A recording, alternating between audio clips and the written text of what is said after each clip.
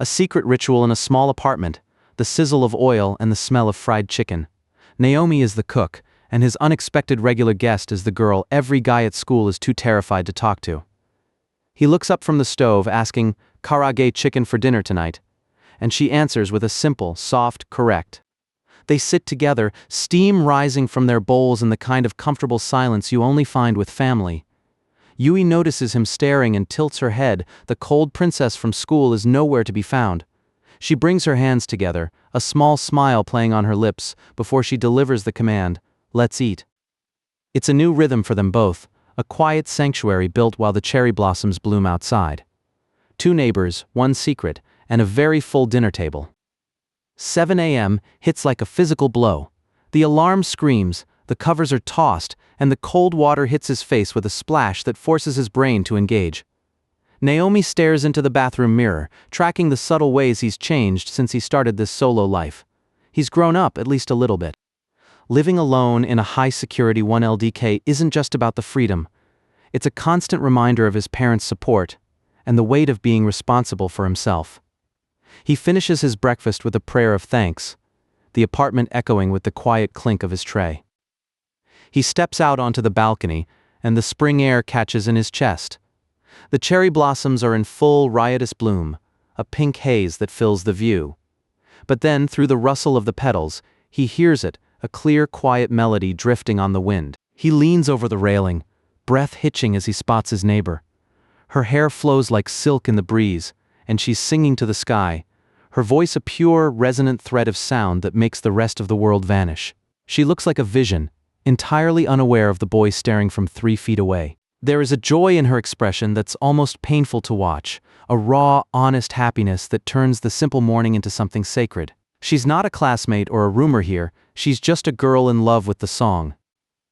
The spell snaps the second she realizes she's not alone. Her voice drops, her posture stiffens, and the warmth drains from her face in an instant. Naomi freezes, his heart hammering against his ribs as he realizes how incredibly creepy this looks. He starts waving his hands in a frantic, useless blur of an apology. "Sorry, it was never my intention to eavesdrop on you at all." He's burning up, certain that his reputation is currently circling the drain.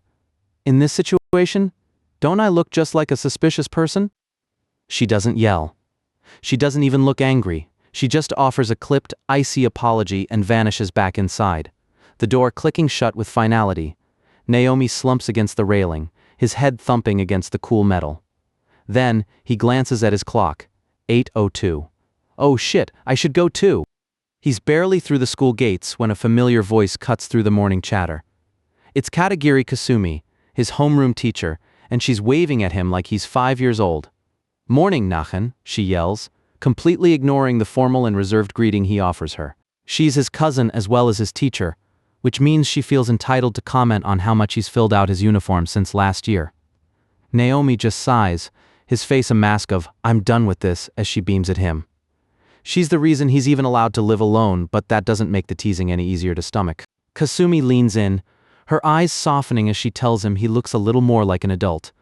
It triggers a memory of 2 years ago, back when living alone was just a desperate dream he had in junior high.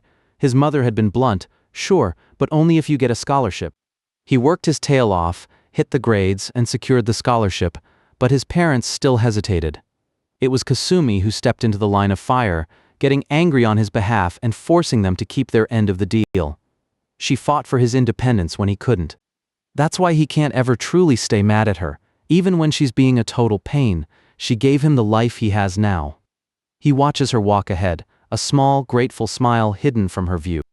The moment gets too sincere, so Kasumi breaks it with a goofy pose and a loud "rejected," when he makes an attempt to tell her to act more mature. But then her tone shifts as they reach the classroom door. "By the way, there's a foreign exchange student joining our class today." Naomi's jaw nearly hits the floor as the door slides open. Standing at the front of the room is the girl from the balcony, looking like she just stepped out of a high-fashion magazine. "Nice to meet you, my name is Yui Elijah Villiers." The warmth he saw this morning is gone, replaced by a gaze so cold it could freeze the hallway. She's built a wall around herself that no one seems able to scale. Even Kei, Naomi's social butterfly of a friend, is immediately intrigued by the new challenge. Kasumi drops the hammer, Naomi is officially the designated helper for the new girl. He makes a point to be polite, offering to answer any questions she might have, but Yui doesn't even look at him. She just delivers a short mechanical "yes, I understand," and heads for her seat. He tries again, pushing through the silence. "Do you have any questions?" Her answer is a flat, final no. She's already memorized the rules, the facilities, and probably the floor plan. Eye contact? Impossible. Conversation? Dead on arrival. The aura she's projecting is practically radioactive, a shimmering wall of "don't touch." Naomi sinks into his seat, praying she doesn't realize they share a wall back home. Then Kei swoops in, flashing a smile and asking the classic icebreaker about why she moved to Japan. Kei gets absolutely shredded. Every question, places to visit, things to do, weekend plans, is met with a stone-cold "nowhere in particular" or "nothing specifically." It's a shutout. Even Mr. Socializer can't find a crack in the armor. Naomi tries one last time, purely for the sake of his job as a helper. "Let me know if you have any problems," he says, and her response is a sharp, dismissive "I don't need it." The school bell rings, and the sound is a mercy. Kei is genuinely baffled, wondering if she stayed that same frozen tone all day. He thinks it's a waste to study abroad and not make any friends, but Naomi just shrugs. If she wants to be alone, that's her business. But then, a rumor starts drifting through the room. Villiers. It's the name of an English noble house, and the gossip is spreading faster than a wildfire. The guys are convinced she's not just an exchange student. She's a real, living princess. It explains the coldness, the distance, and that untouchable aura she wears like a crown. A princess living alone in a standard apartment?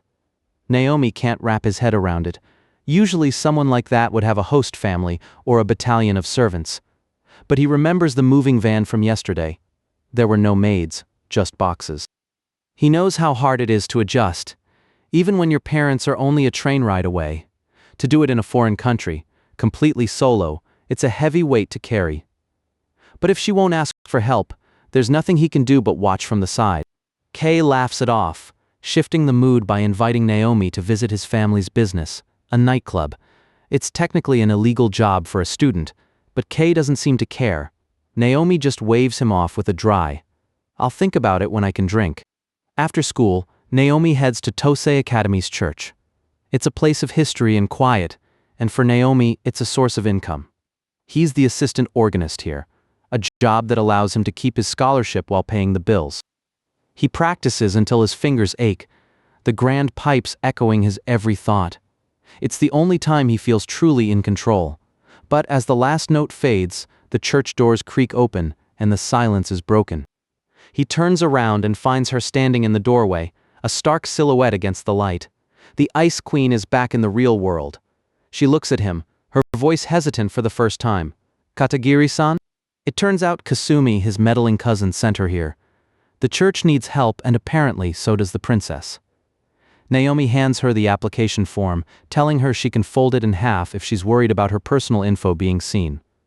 Her reply is a soft, "No, it's fine." As she writes, he notices her pencil case. It has a tiny, cute cat on it, a crack in the princess's armor. He spots her middle name, Elijah, and wonders if it's a baptismal name. She catches him looking and confirms it with a simple, "Yes, that's right." She finishes and slides the paper back. He reads the reason for applying. For living expenses. He can't hide his shock. "You need to earn your own living expenses?" he asks, and her gaze turns sharp. Is there something wrong? It doesn't make sense. A noble princess working a low-paying church gig for food money? He makes an effort to tell her she could find something that pays better, but she cuts him off with a firm no. She wants to make her own way, to the extent that she's allowed to. He sees a flicker of something in her expression. Not coldness, but a quiet uncertainty. He tells her he'll submit the application, and before she leaves, she stops him. "Can it be about something other than work?" she asks. She finally asks the question he's been dreading. "Do you live in the apartment next to mine?" Naomi's composure evaporates instantly. He manages a weak yes, realizing that his balcony stalker moment has been fully catalogued and filed in her memory. Then, they both snap into deep bows at the exact same time. "Please excuse my behavior. It was my bad."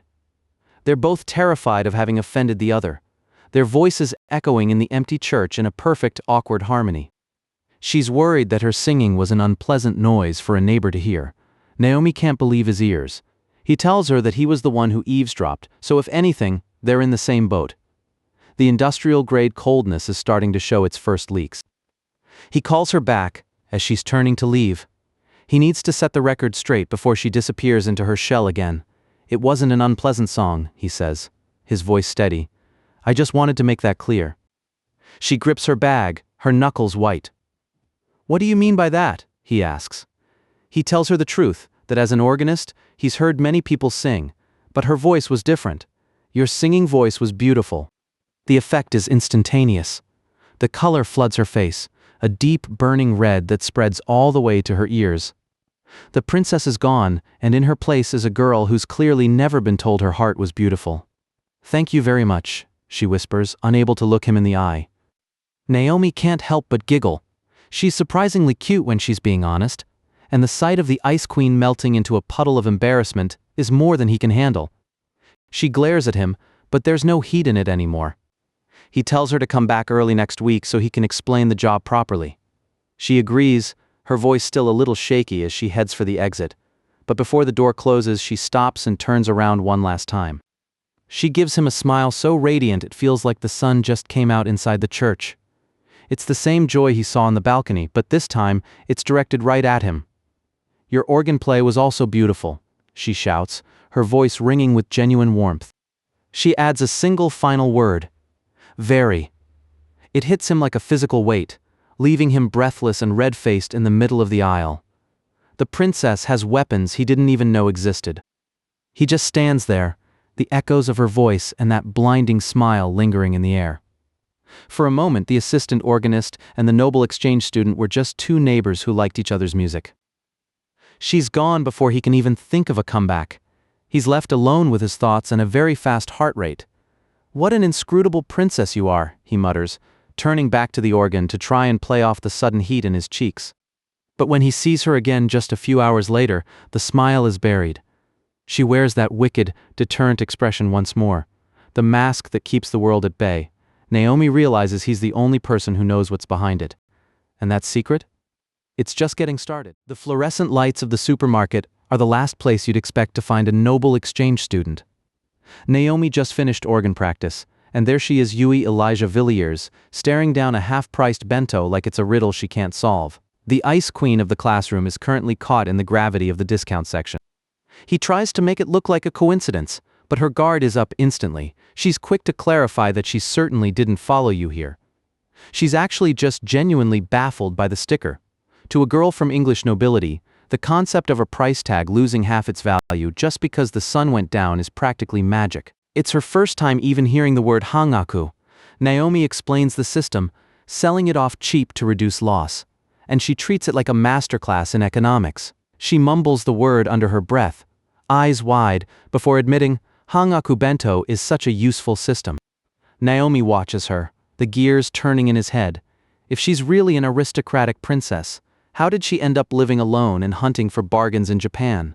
Despite the mystery, she offers a polite thank you for the explanation. She's gratefully accepting the budget lifestyle, one bento at a time. But hesitation is a killer in the supermarket aisles. A random customer swoops in and snatches the last half-price bento right from under her nose. Yui just stands there, a picture of silent, high-definition defeat. The princess just lost the battle of the bento. They end up at their apartment building at the same time, because fate has a very specific sense of humor.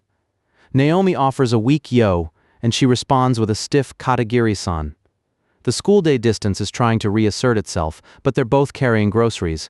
The elevator ride is a masterclass in social tension. Naomi is practically tripping over his words to prove he isn't following her. I have no such thoughts, he insists.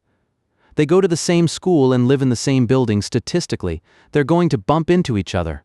He's just trying to survive the silence while the floor numbers tick up agonizingly slow. Then he looks down at her bag. It's heavy, but there's no food in it, just water.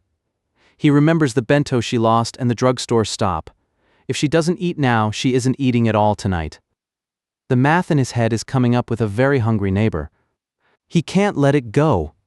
When she claims she'll be fine with just some water, his internal monologue screams, "Water as dinner." He looks at her calm face, realizing she might actually be serious about starving herself in the name of a budget.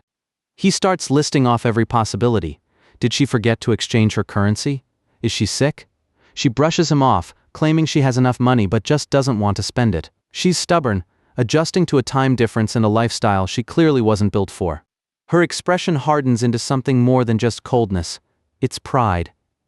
"I'd like to earn a little more to live on my own to the extent I can." She's not just an exchange student, she's a girl trying to prove something to herself, even if it means an empty stomach. Naomi catches himself staring. She doesn't act like the pampered princess everyone thinks she is.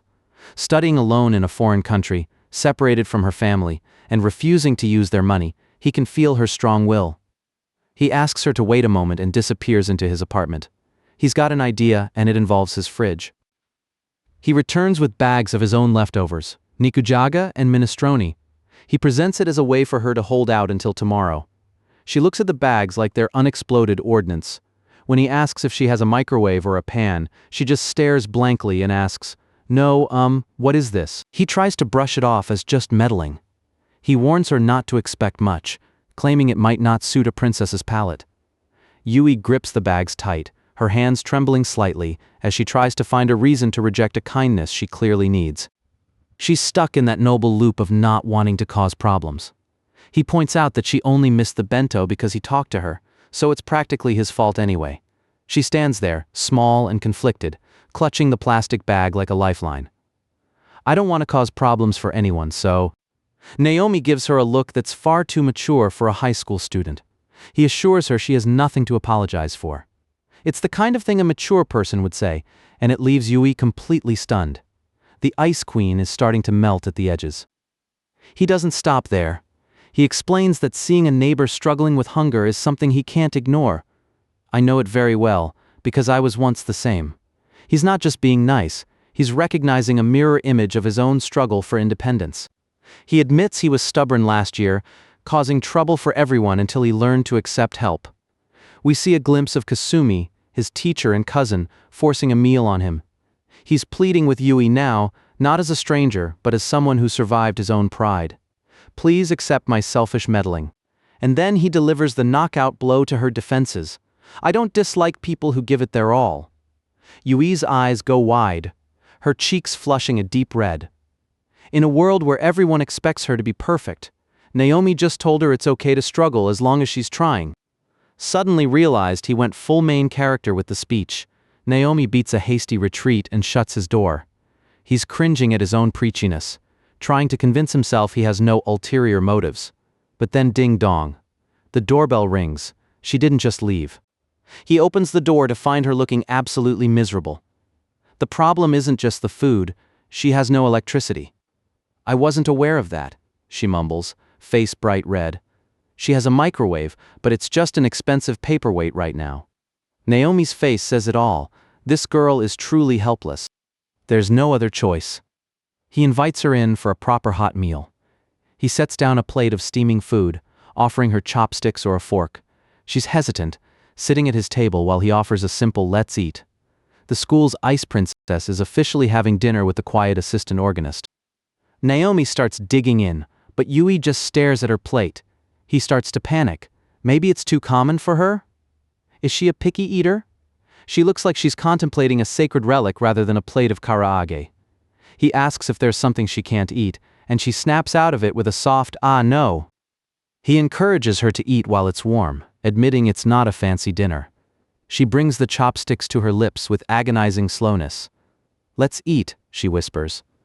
She takes a bite, her eyes fluttering shut as the flavor hits. The room goes quiet for a heartbeat. She swallows, her throat moving in a delicate gulp.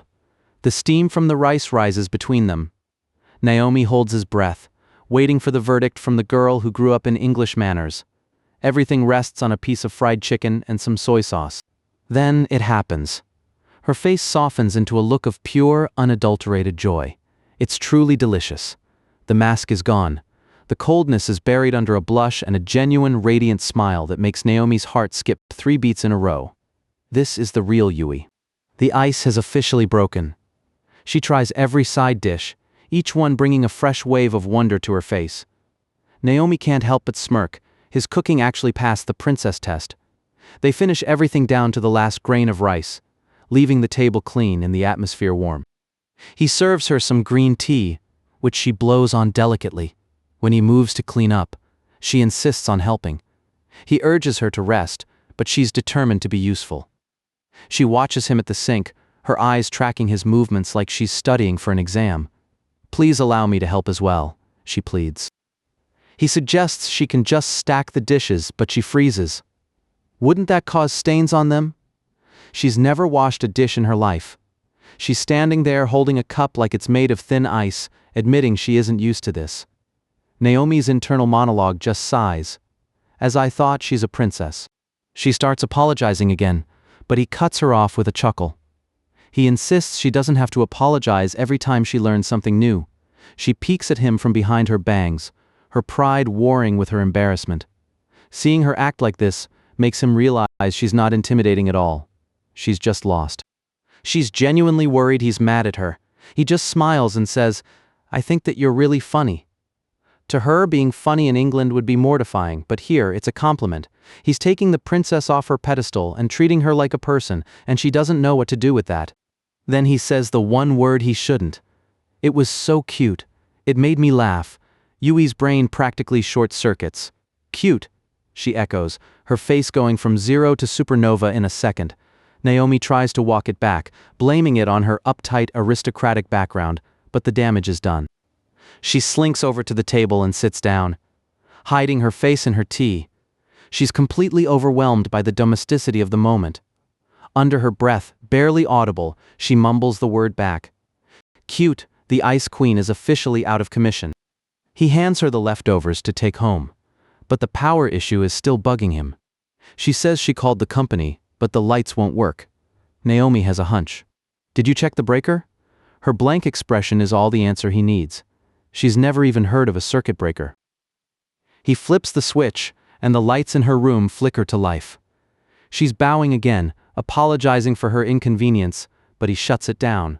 He reminds her there's no shame in not knowing. The real failure is leaving things you don't know as they are. He's becoming more than just a neighbor, he's her guide to life in the real world. He encourages her not to make that sad face. He admits he didn't even know how to use a washing machine when he started. His parents, his sister Kasumi, and his friend Kei all had to help him get where he is. He's eager to pay that kindness forward, especially to someone as sincere as her. She looks at her hands, the plastic bag of food swinging slightly. Naomi tells her that her decision to come to Japan alone is what's truly impressive. She looks up at him, her eyes bright with a new kind of resolve. "I'm such a naive person. Still, I decided to live on my own." She stops apologizing and replaces it with a sincere "thank you very much." Naomi blushes, offering a simple "you're welcome." As she heads back to her room, she looks back over her shoulder. "I look forward to receiving your help again." The door closes, leaving Naomi alone in the hall with a racing heart and a very different perspective on his royal neighbor. The girl who couldn't navigate a supermarket discount bin is currently treating a rolling pin like a precision instrument. Yui's at home, flour dusting her hands and a look of absolute terrifying focus on her face as she cuts out heart-shaped cookies. Monday morning hits Naomi like a freight train. Between his organist job and keeping his neighbor from starving, he's running on fumes. He collapses onto his desk, a heap of school uniform and sleep deprivation. His friend Kei observes the wreckage with a dry, "As usual, you look really exhausted at the start of the week." Then the atmosphere in the room drops 10 degrees. Yui Elijah Villiers glides past him, the perfect Kuderella, eyes forward and expression set to absolute 0. Naomi watches her back, wondering if she actually managed to eat dinner last night or if she's just running on noble pride and air.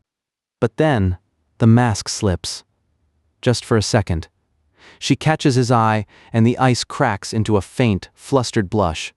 She manages a tiny whispered, "Good morning," before turning away so fast she nearly gets whiplash. She's trying.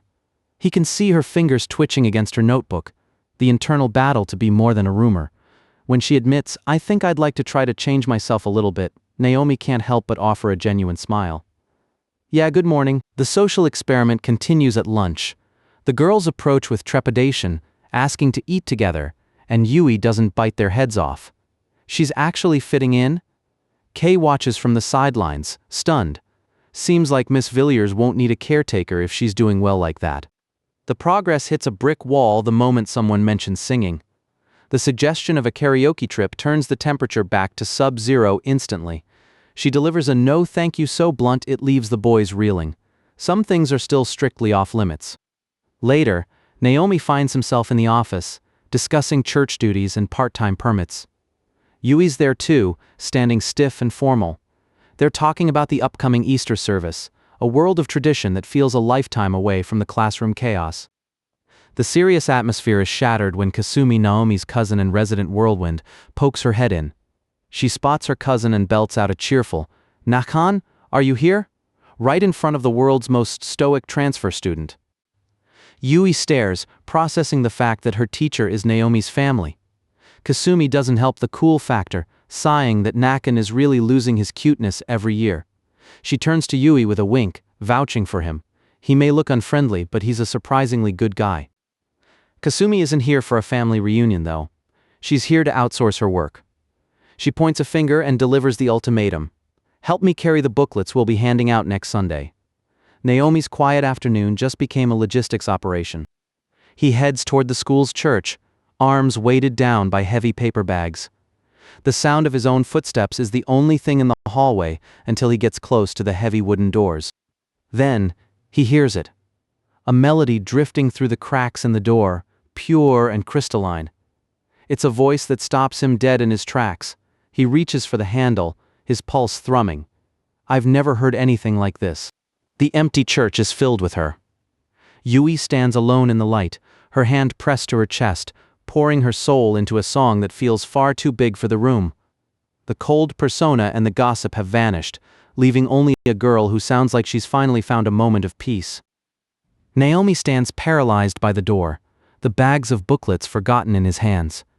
He's seen her cold, he's seen her hungry, but he's never seen her this radiant. She's not just a student, she's an artist hiding in plain sight. The song snaps shut the second she realizes she's not alone.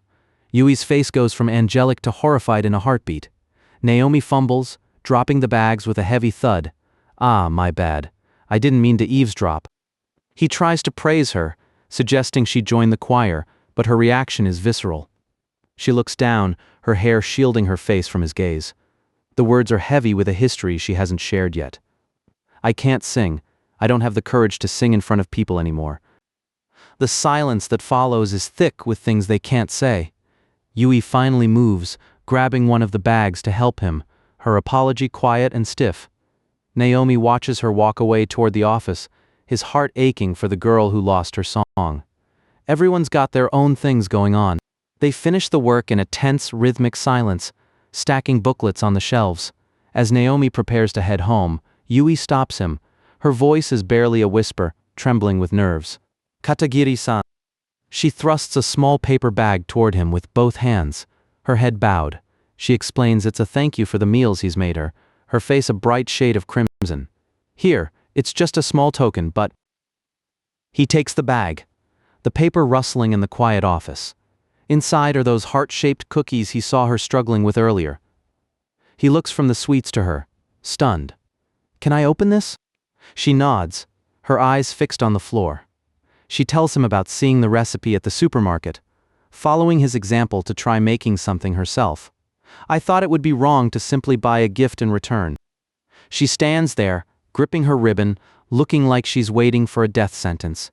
Naomi takes a bite. The crunch of the cookie is the only sound in the room. He munches thoughtfully, the sweetness hitting him alongside the realization of how much effort she put in. He smiles, licking a crumb off his thumb. It's very well made. Delicious. Yui exhales a breath she must have been holding for 5 minutes, and then she smiles. Not a polite, practiced curve of the lips, but a beaming, genuine expression of joy that radiates through her every feature. It really is such a pleasure being able to make someone happy.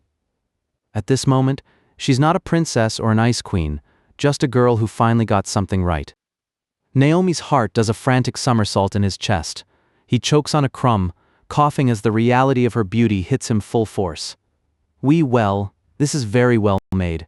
It's hard to believe it's the first time you've made it. The ice is officially gone. They stand in the twilight, a shared resolve between them. I'll try my best, she declares, fists clenched in a tiny victory pose. Naomi just smiles, leading her back toward their secret domestic life. Yeah, that's the spirit. It's Sunday, the one day Naomi is supposed to have for himself, but his phone is already screaming with Kasumi's relentless energy. She's pulling the "I'm a helpless woman who might get hit on" card to drag him out shopping, ignoring his protests with the practiced ease of a sibling who knows exactly how to push his buttons. Before he can even get a full sentence out, the line goes dead. She hung up. A quiet moment of calm before the storm, with the chapter title setting the stage for what's meant to be a simple day out. Naomi stands outside Yokohama station, checking his watch as the crowd flows around him. The meeting time passes, and then the ringtone of betrayal.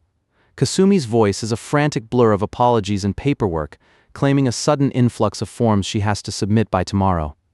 Well, I'm really sorry about this. The realization hits him like a physical weight. He's been stood up by his own cousin after being guilt-tripped into coming. He stares at the screen, a comical "I am in your debt" sticker mocking his wasted afternoon. You've got to be kidding me. He sighs, resigning himself to a lonely train ride home, when he spots a familiar silhouette through the crowd. Two guys are cornering a girl, their smiles too sharp and their posture too aggressive. Then he sees the white flower clip. It's Yui. They're relentless, pushing for her number and trying to lead her away while she stands frozen, her Ice Queen mask crumbling into pure fear. Naomi isn't the type to go looking for a fight, and he knows how messy things could get if he interferes. But as his foot hits the pavement, his conscience wins. Excuse me. He steps into the circle, flashing a casual smile as if he's just meeting a friend for a date. Yui looks at him with wide, disbelieving eyes, her breath hitching as he apologizes for keeping her waiting. The pickup artists take one look at the situation and beat a hasty retreat. Sorry to interrupt your date. Bye. The moment they're gone, the adrenaline leaves her. Yui slumps against the wall, her knees giving out as she curls into herself. She's shaking, not just a little, but a full-body tremble that catches Naomi off guard. For all her noble air, she was simply paralyzed with fear. That was really scary. Naomi waits for her to catch her breath, realizing he can't just leave her alone like this. He asks what she's doing in Yokohama in the first place, and she reveals a surprising secret. The noble exchange student has never owned a smartphone in her life. Her family insisted she get one to stay in touch, but she was clearly out of her depth long before the pickup artists arrived. Naomi offers to go with her, pointing out that having a guy around might serve as bug repellent for the rest of the day. I'll go with you. Yui hesitates, worried about ruining his day off, but Naomi just gives her that easy, supportive look. He frames it as his own selfishness. He just likes being helpful. It's a small lie that makes it easier for her to accept his hand. The tension finally breaks. Yui lets out a soft, genuine giggle that seems to light up the gray station walls.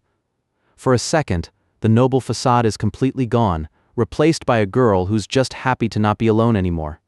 As usual, you're so kind.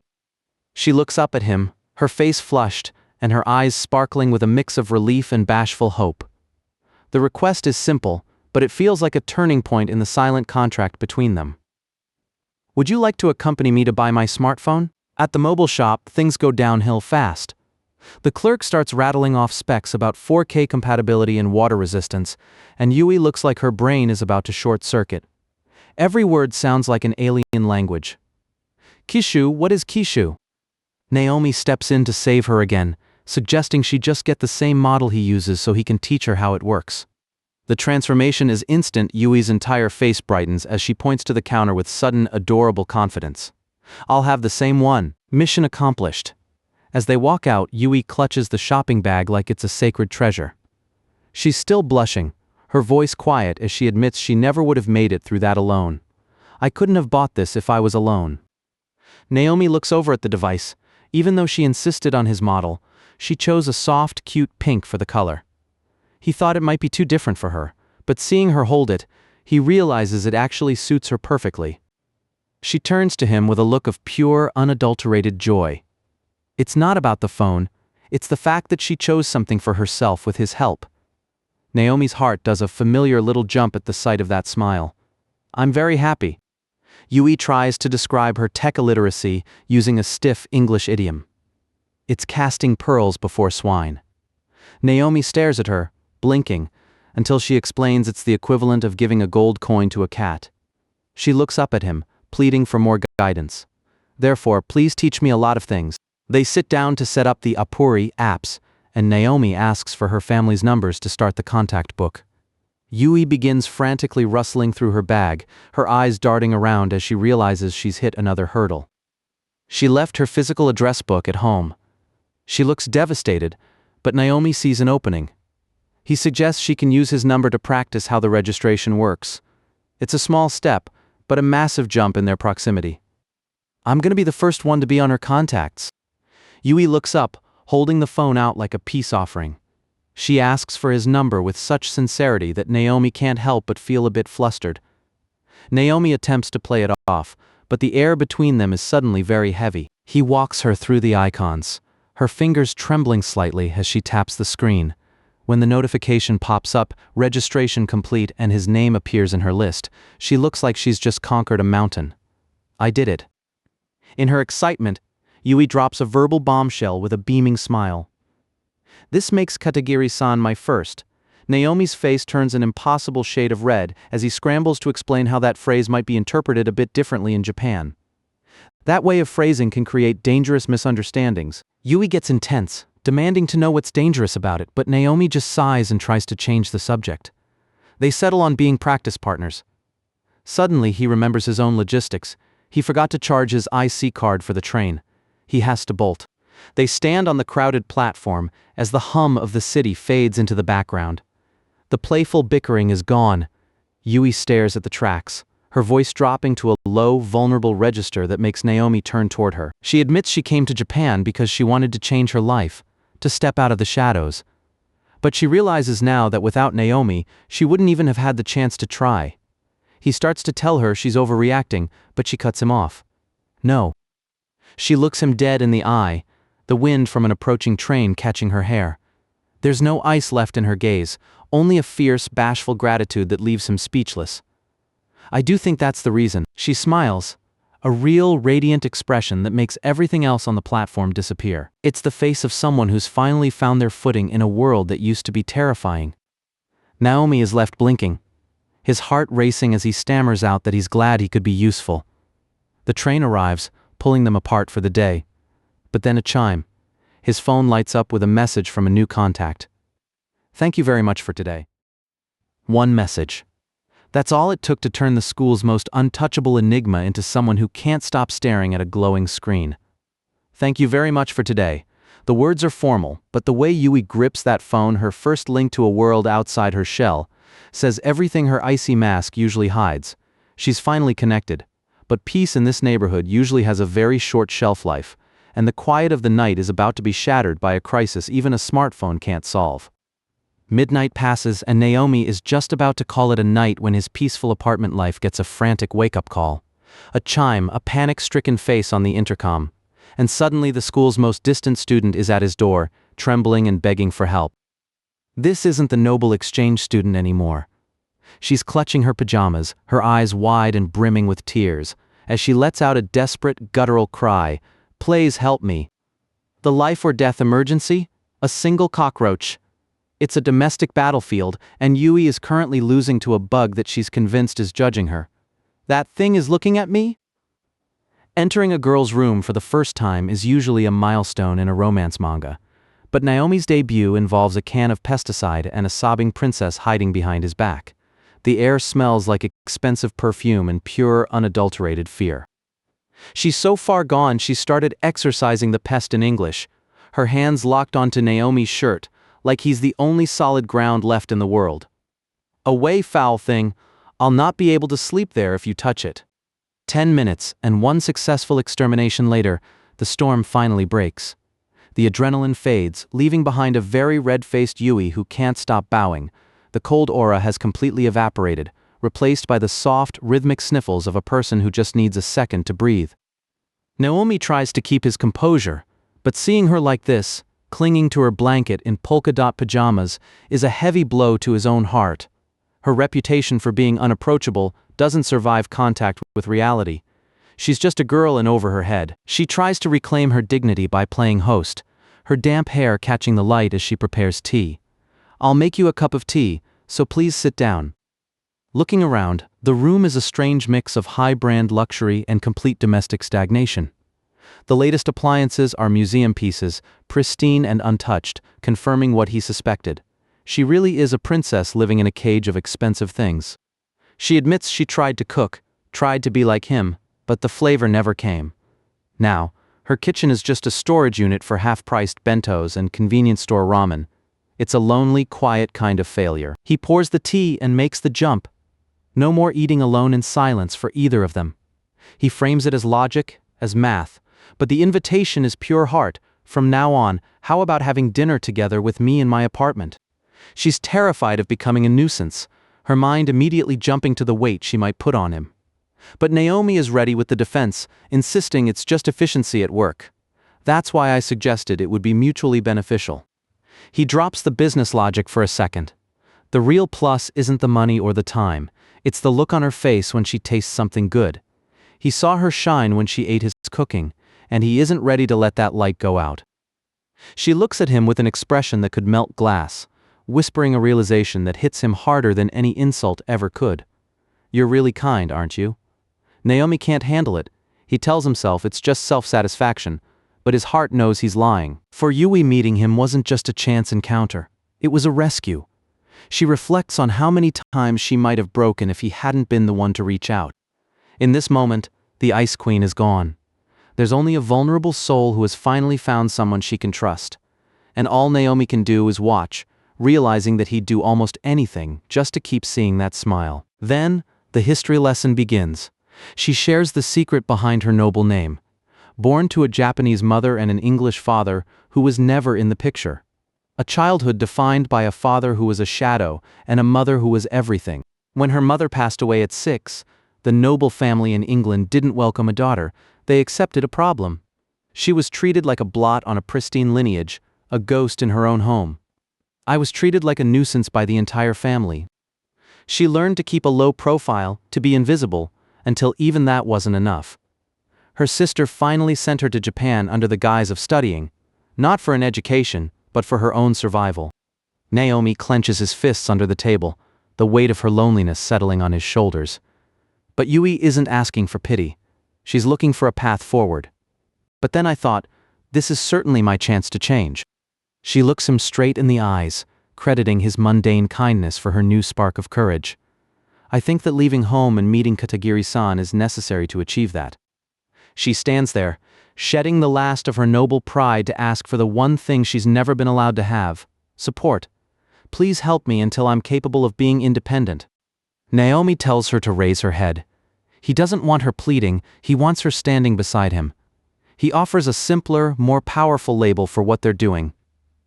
Isn't it obvious to help your friend in trouble? He admits he can't fully know her pain, but he can share her burden. He's not a guardian, he's a partner. If I can be your strength, I'd like to help you properly on equal terms. The contract is signed with a blush and a soft smile. She finally has a name for this feeling, and she says it with a warmth that fills the entire room. "I'd like to be your friend too, Katagiri-san." The very next day, the agreement goes into effect. The air is thick with the scent of shagayaki and a new kind of nervous energy. Naomi hands over a knife for the cabbage, but Yui looks at the blade like she's about to defuse a bomb. The cabbage survives, but her confidence doesn't. Naomi quickly pivots to something safer, tasting the progress. He offers a piece on his chopsticks, warning her it's still hot, and Yui doesn't hesitate for a second. Chomp. She takes the bite with an enthusiasm that leaves Naomi frozen. The silence of the kitchen suddenly feeling a lot louder as she chews and blushes in equal measure. She's glowing from the inside out, her hands to her cheeks as she lets out a small, satisfied sound. "Katagiri-san, it's really delicious." Dinner is served, but there's one more obstacle to clear before they can truly be equals. Naomi waits for the right moment, his eyes fixed on his plate as he prepares to change the rules of their game. It's Yui who speaks up first. The name Villiers is a shackle to a family that didn't want her. She wants to be someone new, someone who belongs here. Instead of calling me by my family name, could you call me by my given name?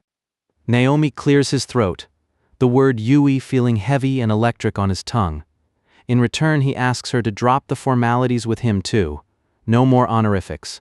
Just two people at a table. Calling a boy by his first name turns out to be a much higher hurdle than Yui expected. She's suddenly very interested in the table, her hands trembling as she tries to force the words out through a massive blush. She takes a deep breath, psyching herself up like she's about to go into battle. Naomi-san? It sounds more like a question than a name, and Naomi can't help but laugh, earning himself a very adorable, very annoyed glare. The tension snaps into a shared giggle. They clink their water glasses together. A small toast to a new kind of friendship that doesn't care about lineage or distance.